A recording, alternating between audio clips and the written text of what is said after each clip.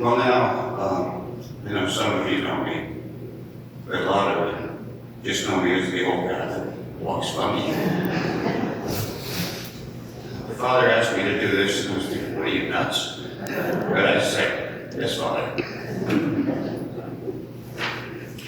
And I don't know how he goes through a whole Honda with a little car. He's going to take me this. Do we realize how blessed we are to be part of this family? God's house, our home, the name of this drive, if you want to call it that, is aptly named. Who lives in a home other than a house? A family lives in a home. As Father told me, I get more and more involved here. It was a long journey. I grew up right down the street and was involved in St. Anne's. I served on the altar here when I was 9 years old. Learned Latin, the whole 9 yards. And then my training for my career took me away. It was all worth it. I wanted to be a priest. My mom wanted me to be a priest so bad, and she was so devastated when I decided to fly airplanes. But she healed. It was when she was in the hospital up in Sayre, Robert Packer, broke her heart. And my brother and I drove up to see her and walked in. She had a double room. And she said to her roommate, she says, "This is my son. He flies big jet airplanes." So I knew I was forgiven.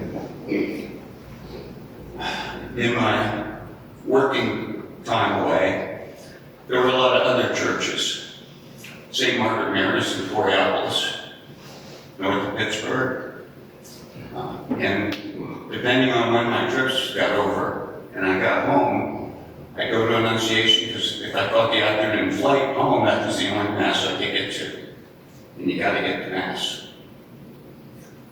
Then, after a few years, I started to go on to Monte Della Rosa because the business I had at the west end of town, it was good. I could go away from Mass and up to open the business up, and it gave the kids a day off, or a day that they didn't have to show up so early.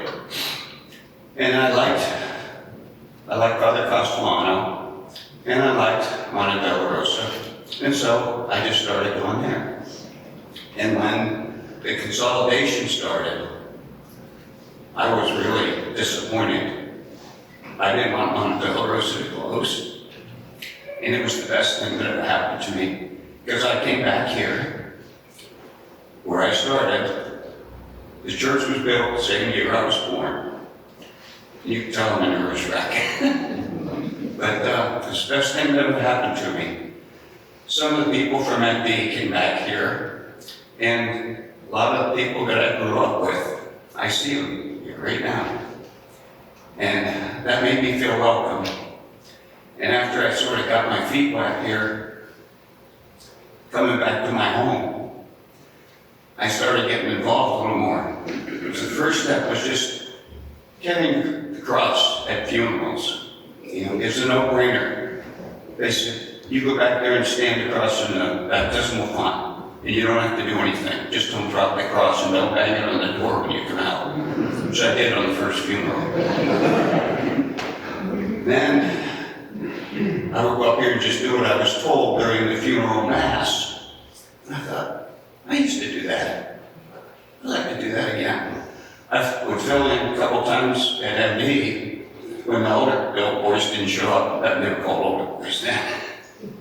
And one day, I always sat in the front like I do here, and all of the gifts were on the altar. And I thought, bet you nobody showed up. So I just walked up, and I served during Mass.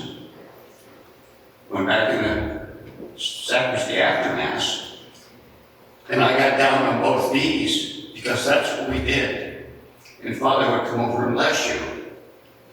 And he says, he was Monsignor Castellano by then.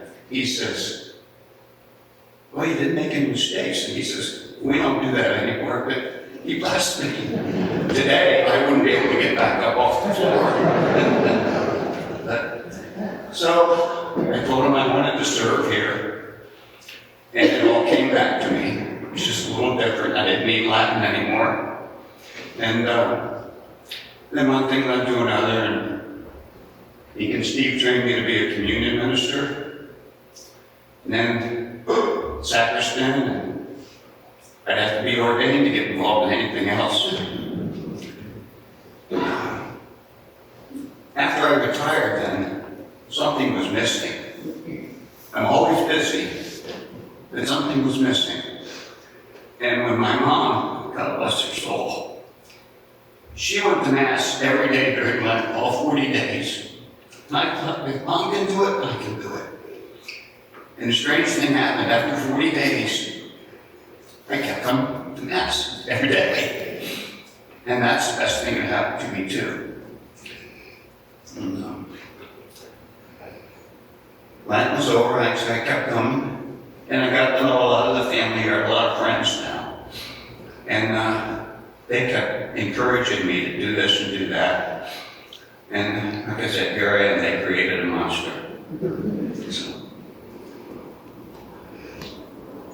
God's house, our home, is an opportunity to strengthen our faith, make new friends, get closer to God. Plus, and this is the big plus, it's such a privilege. You can't understand how it feels to hold the body and blood of Christ in your hand and to help at his banquet in his Father's house. So please consider it. You're getting the only thing in life you can't replace. You know what that is? Time. You get so much and it's gone. This is an opportunity to get more involved in St. Anne's needs, and you're all welcome with that song. All are welcome in this place. St. Anne's is the epitome of that. You're all welcome here. And the other, my favorite hymn, the summons, would you come and follow me if I just call your name? You're being called. So, think about it. And if you give it a try, there's no contract to sign or anything. If it doesn't work for you, we'll understand. Acts of the Apostles, chapter 20, verse 28 says, be shepherds of the church of God, which he bought with his own blood. So consider it, pray on it, think about it. I got my card ready. Thank you.